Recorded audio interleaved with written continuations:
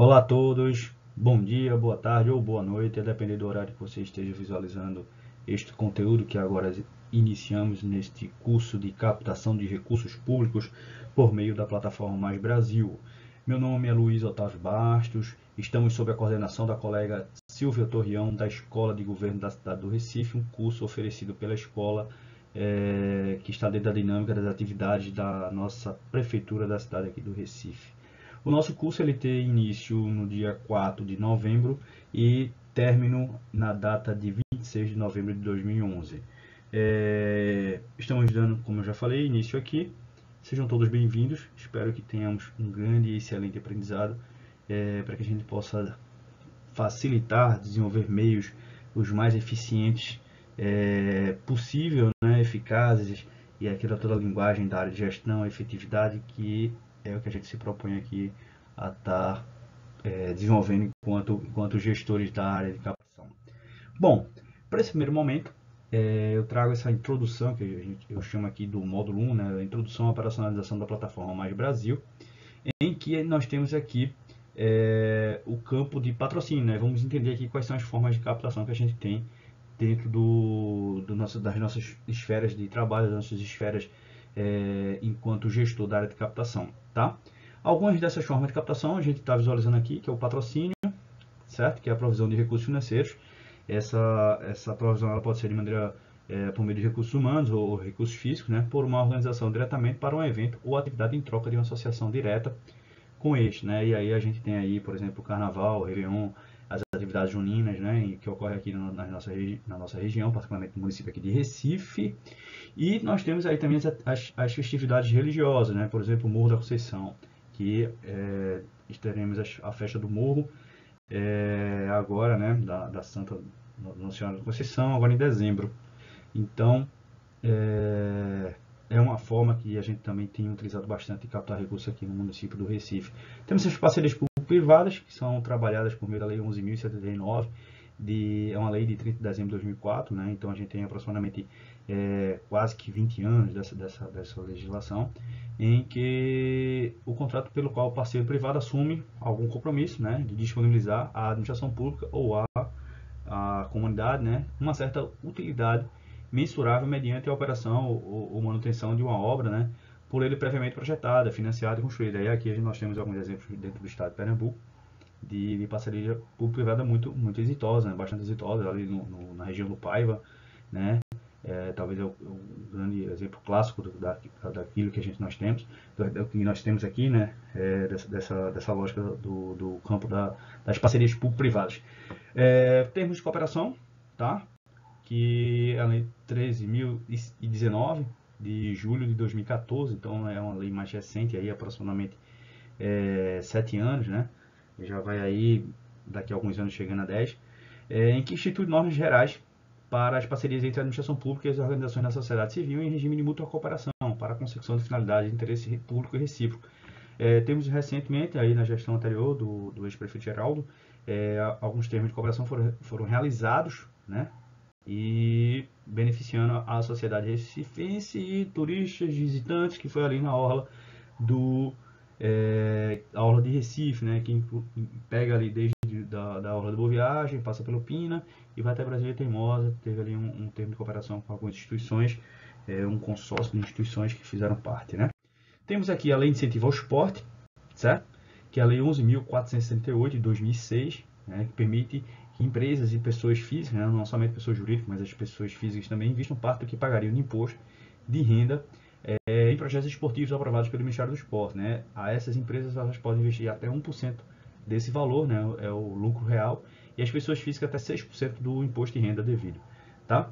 Temos também a Lei de Incentivo à Cultura, a Lei Rouanet, que é a Lei 8.313 de 1991, aí é um pouco mais antiga, que institui o Programa Nacional de Apoio à Cultura, né? E a Lei Rouanet, nesse novo governo agora, ela passou por algumas alterações, há muita polêmica aí por trás, né? Há muitos questionamentos de alguns produtores, algumas questões bem polêmicas voltadas pela atual gestão. Mas é um importante instrumento de captação de recursos para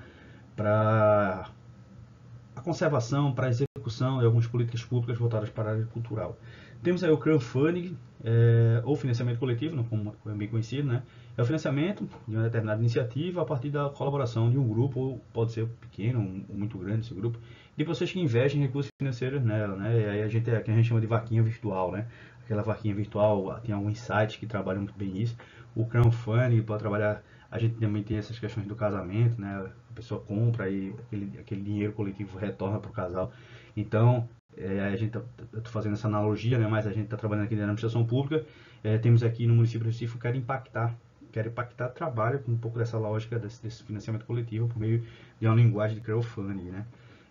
E o nosso objeto de estudo, propriamente dito, é a plataforma Mais Brasil, que é a nova roupagem, né?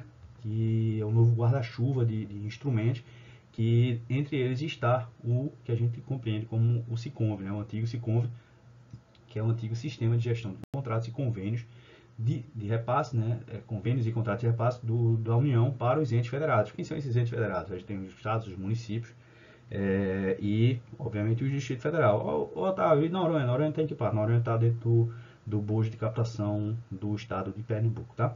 E também essas captações por meio da plataforma Brasil, a gente também pode estar captando pelas entidades privadas sem fins lucrativos. Quais são essas entidades? São aquelas que a gente chama de terceiro setor, né? As organizações do terceiro setor, as organizações não governamentais. É o nosso objeto de estudo, e particularmente aqui a plataforma Mais Brasil, o antigo SICONV, compreendendo que a plataforma Mais Brasil está dentro de um guarda-chuva maior de captações. Joia? Vamos para cá. Para quem não conhece a plataforma Mais Brasil, nós temos aqui que ela vai trabalhar dentro, como eu já entendi, da antiga lógica do que era o SICONV, né? É voltada para transferências voluntárias, né? E hoje, como a gente pensa na transferência voluntária, pensamos didaticamente organizando isso, a gente pensa em emendas parlamentares, chamamentos públicos, e programação própria, né, de orçamento dos órgãos ministeriais e dos órgãos também da administração indireta da União para os entes federados, estados, municípios e Distrito Federal. Quando a gente pensa na plataforma Brasil, e a gente tem que buscar um pouquinho entender a parte histórica, o contexto histórico, né? E temos aí que ela foi pensada, e aí dentro da linguagem do SICONV, né, que é o antigo sistema de gestão de convênios e contratos de repasse, para dar celeridade aos repasses, que antes os projetos eram feitos em papéis, e compreendo que os projetos eram feitos a partir de 2008, né, que a gente ganhou essa transformação digital desses projetos para a web, né, para a linguagem virtual, para a linguagem tecnológica, e obviamente com essa transparência que o SICONV nos deu, né, a gente também favoreceu o combate à corrupção, uma vez que tudo que a gente cadastra no sistema está aberto para todo e qualquer cidadão brasileiro ter acesso, para que os nossos órgãos de controle visualizem como é que está acontecendo a execução de determinado projeto, a execução de determinado instrumento que foi firmado entre o ente federal e a União. E aí esse instrumento pode ser um convênio ou um contrato de repasse, e a gente vai entender o que é um convênio e o que é um contrato de repasse. Então, a plataforma Brasil está dentro desse bojo de modificações que foi iniciado em 2008 ainda pelo antigo SICONV, e que está em transparência no repasse de recursos do governo federal aos entes federados e privados sem fins lucrativos.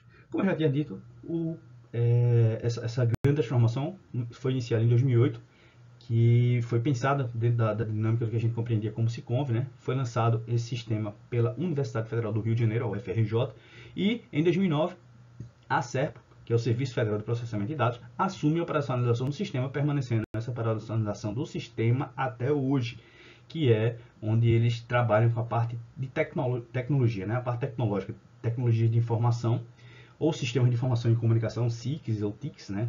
Como queiram.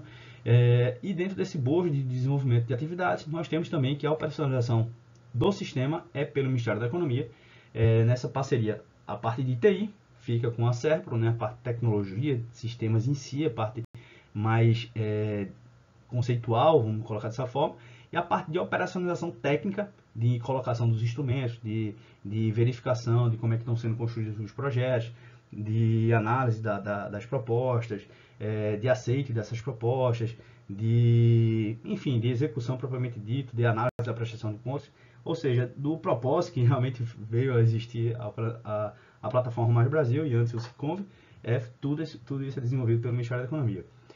Com um processo de amadurecimento, um processo de maturidade que passou o SICONV, e aí como a gente já visualizou aqui, né, deixou de se chamar Siconv, né, e dentro de um guarda-chuva maior passou a se chamar Plataforma Mais Brasil, a partir dessa atual gestão governamental da União.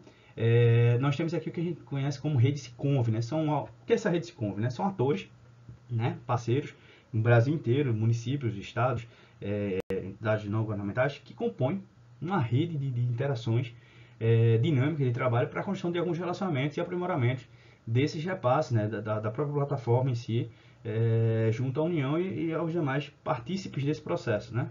E em 2019, e aí combina exatamente com essa atual gestão, lançada a plataforma Mais Brasil. Não necessariamente quer dizer que essa atual gestão ela veio com o intuito de revolucionar e trazer isso. A gente está, como está visualizando aqui nessa imagem, uma curva, né, uma seta aí de aprendizagem, de uma curva eu brinco que é uma curva de amadurecimento, em que a gente vai gerando processos mais inovadores, mais esclarecidos e realmente atendo à necessidade da sociedade por meio da transparência, de celeridade dos repasses, de combate à corrupção. Pronto, agora destravou. Vamos lá. Nós temos aqui então alguns campos da plataforma Mais Brasil. Como entrar? Estou aqui com o mouse, tá? Aqui o campo entrar, que está uma setinha em vermelho. E aqui a gente pode também estar fazendo esse entrar. E entrar, que eu digo, é acessar o ambiente virtual por meio de uma outra perspectiva, certo? Nós temos aqui o campo de legislação, estou aqui olhando com o mouse, certo? Alguns outros campos que a gente precisa compreender. O acesso à plataforma Mais Brasil propriamente dito, que é o campo de CPF, tem aqui essa linha pontilhada em vermelho, que você vai poder estar colocando o seu CPF, o seu perfil, acessar o seu perfil, e o campo de senha que a gente vai estar estabelecendo aqui, joia? Essa senha é uma senha que vai expirar a cada 30 dias, o próprio sistema vai solicitar para que a gente altere essa senha e que a gente tenha essa segurança, né? essa situação seja importante para que a gente mantenha essa segurança dos nossos dados frente às atualizações que são exigidas pelos diversos espectros, né? Aspectos aí que envolvem a segurança na web. Dentro da plataforma Mais Brasil, nós temos alguns campos que precisamos estar acessando, precisamos conhecermos. Eu coloco aqui alguns específicos sobre transferências especiais, que é uma nova modalidade de transferência que está acontecendo, vai começar a rodar bastante aqui em Recife, né? E está acontecendo a partir de 2019 para cá, com legislação própria e específica. É uma forma de transferência, como o próprio nome diz, especial, mais simples, mais facilitada, menos burocrática, pelo menos é o que se propõe, diferentemente do que a gente compreende como transferências voluntárias, que a gente está aqui trabalhando, que é o objeto, o alvo do nosso estudo. Temos ainda aqui o campo de acesso livre, esse campo de acesso livre onde a gente acessa o sistema sem senha. Quando a gente acessa o sistema, a gente pode fazer algumas consultas de acompanhamento, como eu disse, qualquer cidadão pode acompanhar. E aí, a partir desse acesso livre, obviamente que a gente vai ter aí algumas limitações de visualização das informações que estão estabelecidas no sistema, se a gente acessar o sistema sem senha, ou seja, pelo acesso livre. Mas a partir do acesso livre, a gente tem aí uma facilidade realmente que antes era inimaginável, quando os projetos eram somente visualizados e verificados por meio do processo escrito, né? Vamos para cá. Nós temos aqui ainda nesse campo da plataforma Brasil a legislação geral. Aí aqui dentro dessa legislação geral a gente vai ter aqui a portaria 424, algumas informações sobre o processo de compras e aquisição, lei 866, entre outros instrumentos extremamente importantes, né, para o processo de captação de recursos públicos na plataforma Mais Brasil. Temos aqui algumas informações institucionais sobre a plataforma Mais Brasil. Temos aqui a rede Mais Brasil, que realmente a gente consegue identificar aí quem são os atores que são participantes, né, que são partícipes desse processo, certo? Temos ainda aqui um banco de projetos, que é extremamente interessante a gente estar visualizando quais são esses projetos que estão lá disponíveis e possam fazer parte desse banco de projetos. E temos aí o SIGID, né, que é o Sistema Integrado, essa interação, né, que faz parte dessa rede. Dentro da plataforma Mais Brasil, nós temos aqui ainda as transferências discricionárias legais, que são a transferência voluntária propriamente dita, certo? Temos as transferências especiais, como eu já falei para vocês, a legislação própria, em que Recife já recebeu na ordem de aproximadamente 5 milhões de reais e vai começar a executar, particularmente agora em 2022. Os recursos já estão aqui no município de Recife, já se encontram disponibilizados, né? A União já fez essa transferência. E aí é um processo muito semelhante às transferências voluntárias, mas a forma de execução é uma forma especial, então por isso que o nome é considerado uma transferência especial, mas todo o processo ainda é dito como se fosse uma caracterização da transferência voluntária. E eu afirmo que a transferência especial é uma categoria, é uma subcategoria de uma transferência voluntária, né? Sempre tem um aspecto mais particular de execução que a torna especial. O próprio nome traz essas questões. Dentro da plataforma no Brasil, a gente vai ter aqui que a gente compreende, manuseia, né? Transferências de fundo a fundo, normalmente a saúde, a educação. Eu uso muito esse tipo de transferência, então quem é da saúde, quem é da educação aí, sabe bem o que eu estou estabelecendo. Então é um importante campo, né, que nós temos aqui de informações, são importantes campos de informações que nós temos aqui dentro da plataforma no Brasil.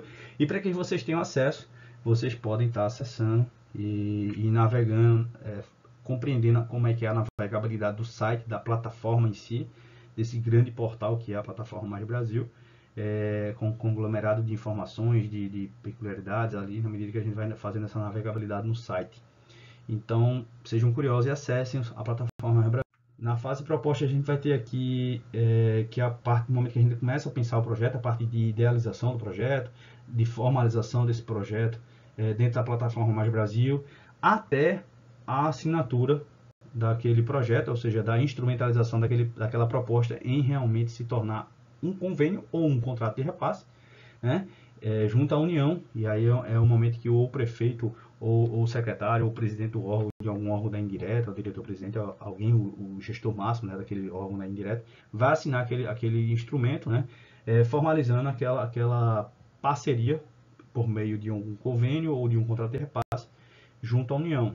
Quando eu falo convênio e contrato de repasse, o contrato de repasse ele se diferencia porque ele vai tratar muito mais essas questões de obras e serviços de engenharia. E aí vai ter um intermediário. Quem seria esse intermediário? Seria a Caixa Econômica Federal. Em algumas circunstâncias pode ser o Banco Nordeste do Brasil, a depender do objeto que se tivesse bojo de trabalho ali se tratando, pode também ser. Então o contrato de repasse ele vai estar voltado para obras e serviços de engenharia, e os convênios vão estar trabalhando normalmente outros aspectos de forma de parceria que não sejam as obras e serviços de engenharia. Tá? Como fase 2, nós temos aí a fase de execução, a fase de convênios, tá? Que é a fase em que o projeto ele vai ser executado por meio desse termo de convênio ter sido formalizado. Aí a gente gira a chave, né? Deixa de ser uma proposta para virar realmente um instrumento de parceria aí com a União. E aí essa parceria a gente vai chamar ou de convênio, vai chamar de contrato de repasse, e aí é a partir do momento que a gente vai começar a executar. Tá? As cláusulas suspensivas, Otávio, estão em qual momento? Estão na fase proposta ou na fase de execução? As cláusulas suspensivas já estão na fase de execução, uma vez que o termo de convênio já foi assinado, né? Aquele instrumento já está formalizado, agora a gente precisa romper algumas barreiras para que aquelas cláusulas suspensivas, se for um contrato de repasse, aqui vai ter cláusula suspensiva, tá? Se não for um contrato de repasse, não vai existir cláusula suspensiva. Deixando claro isso aqui. Então, a cláusula suspensiva já vai estar nesse bojo de segunda fase, didaticamente falando, que é a que a gente compreende como execução do projeto, né?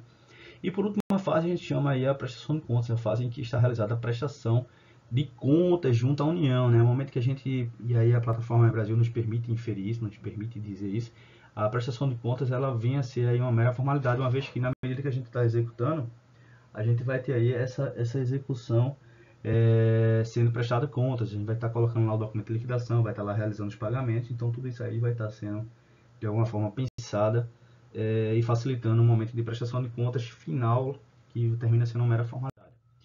Dentro da operacionalização da plataforma Mais Brasil, dentro do nosso curso do módulo 1, e aí pensando todo esse bojo de trabalho que a gente tem que entender que essa captação ela pode ocorrer por meio de chamamentos públicos, né, que são os editais abertos pelos órgãos da União, pela programação orçamentária, orçamento próprio do governo federal, eu já falei isso aqui, e as emendas parlamentares. Né? As emendas parlamentares podem ser emenda impositiva, né, individual, como também emenda impositiva de bancada.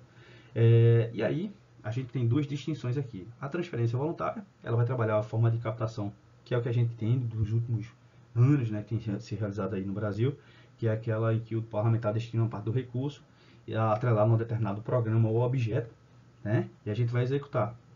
Porém, com esse advento dessa nova modalidade de transferência de recursos, né, que é as transferências ditas especiais, os parlamentares fazem essa transferência para os entes federados, né, e aí essa forma de execução é um pouco distinta do que a gente compreende sobre o alvo do nosso estudo aqui, que é aquele recurso está atrelado a um único objeto, né? Na transferência especial, nós temos aí essa disponibilidade de recursos para atender alguns outros objetos. Pela legislação atual da transferência especial, todos os recursos são transferidos para investimento, não podem ser transferidos para utilização como custeio, né? Isso não sou eu estou falando, é a legislação, e eu sou um mero remetente das informações.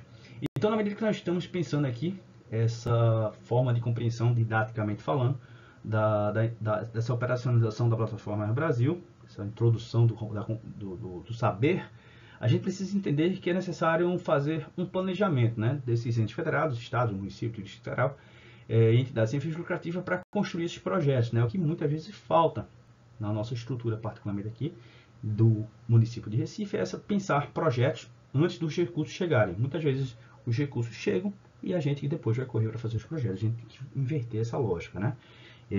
E isso tem acontecido, está realmente muito legal de visualizar. Isso é fruto dos nossos esforços, né, enquanto gestores, para que a gente tenha essa qualidade, né, essa inversão de papéis, que essa normalidade ocorra. Primeiro o projeto, depois o recurso. Temos o projeto, vamos captar o recurso. E deixe de existir isso. Temos o recurso, vamos preparar o projeto, né? E quais são esses instrumentos que a gente tem que estar observando? É o PPA, é o Plano Plurianual, a Lei de Diretrizes Orçamentárias, certo? E a LOA, a Lei Orçamentária Anual. São instrumentos importantíssimos que a gente precisa estar visualizando, estar acompanhando, tanto da União, quanto do Estado, quanto aqui do município. A gente precisa estar estudando, ainda que isso aí seja algo bem técnico, a gente precisa estar compreendendo como é que isso funciona, como é que são esses instrumentos, qual a importância desses instrumentos de planejamento que tem na nossa realidade.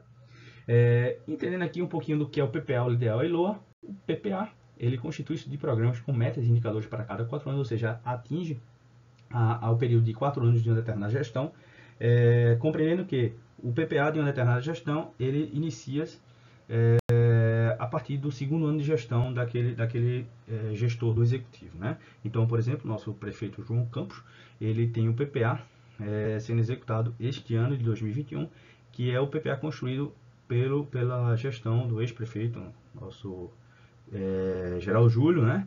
E o PPA que vai ser construído pelo atual prefeito, o João Campos, vai ser extrapolar um ano de sua gestão ao final daqui a 3 anos, né? E se ele for reeleito, ele obviamente vai aproveitar aquele 4º ano lá do seu PPA para o primeiro ano de sua gestão, se caso assim venha realmente a acontecer, tá? Nós temos aqui a Lei de Diretrizes Orçamentárias, LDO, ela vai explicitar as metas para cada ano, e aí obviamente ela vai estar olhando para o plano plurianual, ou seja, vai tomando como parâmetro ali o que foi desenhado, o que foi pensado no PPA. E nós temos aí a Lei Orçamentária Anual, que é a LOA, né? A LOA ela vai prover os recursos para a execução das ações necessárias no alcance das metas, ou seja, ela vai estar olhando ali para a LDO, né?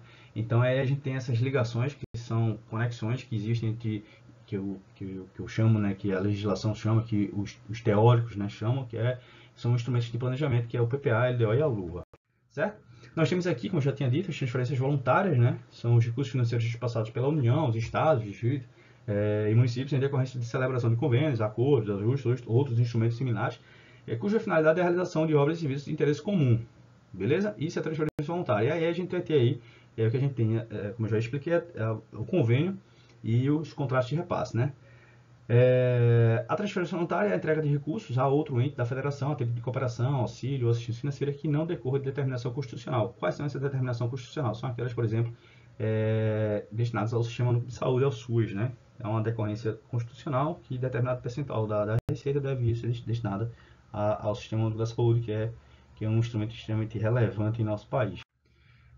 Temos aqui as emendas parlamentares. As emendas parlamentares são uma forma de descentralizar o orçamento, né, aumentando a participação, que a gente chama de representação popular, que são os parlamentares, deputados federais, senadores, né, a nível federal, a nível nacional, deputados estaduais a nível estadual e a nível local, a nível municipal, nós temos os vereadores, né. E aí, nesse processo de emendas parlamentares, ela vai fazer com que tenha uma maior participação desses como representantes da população lá no Congresso, ou aqui a nível estadual, na Assembleia Legislativa, e a nível local, as câmaras municipais. As emendas parlamentares são instrumentos, né, que o Congresso Nacional possui para participar da elaboração da LOA, né, do orçamento anual, que vai ser voltada agora ao final do ano, né, e provavelmente aprovada pelo Executivo, né, pelo Congresso Nacional, para que a gente tenha esse orçamento previsto. E é algo que está gerando bastante polêmica nos últimos dias, né, que é exatamente essa questão da construção da LOA para o próximo exercício, certo? As emendas parlamentares são oportunidades que os deputados federais e senadores têm de acrescentarem novas formas de programações ao orçamento com o objetivo de atender determinadas demandas, determinadas necessidades, determinados desejos das comunidades que eles representam, né? Além das emendas individuais, existem também as emendas de bancada, que a gente chama de emendas coletivas, como eu já disse aqui, as de bancada produzindo em conjunto pelos parlamentares de estados e regiões comuns. Nós vimos aí recentemente alguns projetos, né, que tiveram emendas de bancada. O mais recente que eu visualizei foi o de Campina Grande. Tem um convênio de Campina Grande, não me recordo aqui o número, mas uma rápida consulta aqui na plataforma Mais Brasil, em um dos nossos momentos síncronos, eu posso aqui mostrar para vocês.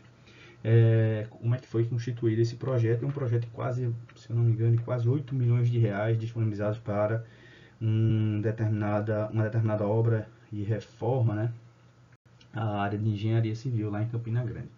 Vamos avançar aqui. Nós temos aqui o orçamento positivo. O orçamento positivo, ele é pensado, está dentro do bojo teórico, né, textualmente falando, pela emenda constitucional número 86 de março de 2015, em que altera os artigos 165, 166, 198 da Constituição Federal para tornar obrigatório aquela questão da obrigatoriedade, né, da execução da programação orçamentária que ele especifica, ou seja, para tornar obrigatória aquela programação que foi pensada para ser executada dentro das comunidades, dentro dos locais em que os parlamentares vão destinar aquele recurso.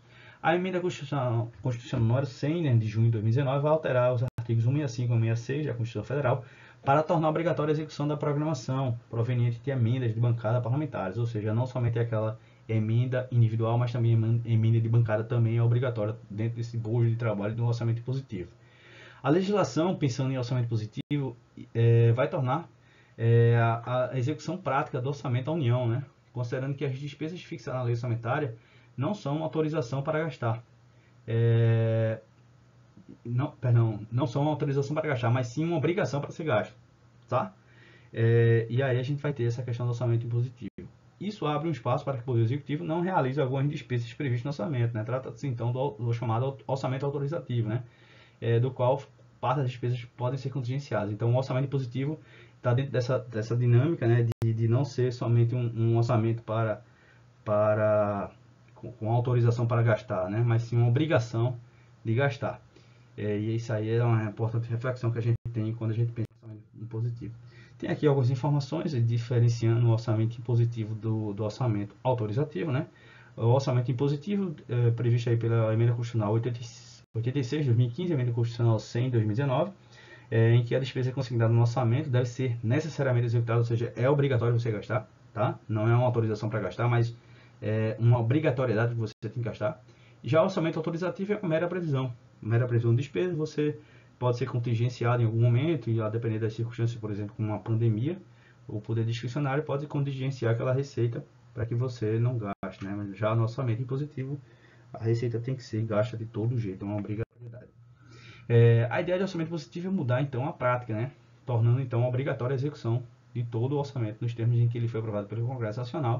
Aí tem essa imagem aqui, né, que os recursos são distribuídos para várias áreas da nossa sociedade por meio das emendas parlamentares individuais ou de bancada. Dentro desse bojo do nosso pensar, o nosso curso aqui, nós temos o que a gente já conversou um pouquinho sobre a transferência especial. Ela foi criada em 2019 dentro da PEC do orçamento positivo, que obrigou o executivo a liberar o dinheiro, né, para parte das emendas parlamentares. O texto da emenda constitucional, no entanto, diz que ela vale somente para as emendas impositivas individuais, não vale para as emendas impositivas de bancada. Ou seja, isso aí pode ser alvo daqui a alguns anos de realmente ser revisto, né? A gente sabe que o Congresso Nacional é quem determina todas as regras, né, de funcionamento, praticamente, vamos dizer assim, e como é que isso aqui vai ser desenvolvido, né?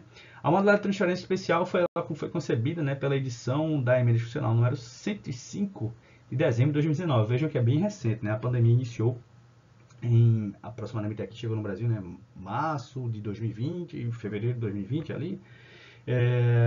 E nós temos aí uma legislação, como a emenda constitucional número 105, que é do final do ano 2019. Então, a execução desses recursos estão chegando agora, particularmente aqui no município de Recife, é algo que realmente a gente ainda está amadurecendo, toda essa dinâmica processualmente falando, toda a dinâmica desses processos, de normatização, de como é que isso vai ser feito, como é que a gente vai prestar contas, como é que nós vamos registrar essa prestação de contas, o que é que a gente vai demonstrar para os órgãos de controle.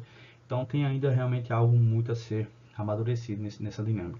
A transferência especial ela criou uma nova modalidade, né? Exclusivamente para o repasse de recursos de emenda parlamentares individuais a estados, ou seja, a transferência especial ela não abrange, novamente falando, reforçando esse nosso conhecimento, ela não abrange as emendas parlamentares de bancada, tá, pessoal? Elas vão abranger particularmente as emendas parlamentares individuais. Os recursos de transferência especial não integrarão a receita do Estado, do Distrito Federal, dos municípios para fins de repartição e para o cálculo das limites de despesa com pessoal ativo e inativo, ou seja, não pode ser destinado para custeio. Resumindo, não pode ser destinado para custeio. Os recursos da transferência especial elas são destinados para investimento. E onde é que está isso? Está no artigo 166, tá? da Constituição Federal. Beleza? Vamos para cá. E também não pode ser utilizado recurso da transferência especial para pagamento de encargos referentes a serviço da dívida pública do ente federal. E é isso. Nós temos aí o nosso primeiro contato. Espero que todos tenham gostado e façam um bom uso do material, façam um bom uso do aprendizado. E estou à disposição de vocês, tanto aqui pelo ambiente virtual, como pelo nosso grupo do curso no WhatsApp. Bom dia, boa tarde, boa noite para vocês e até mais.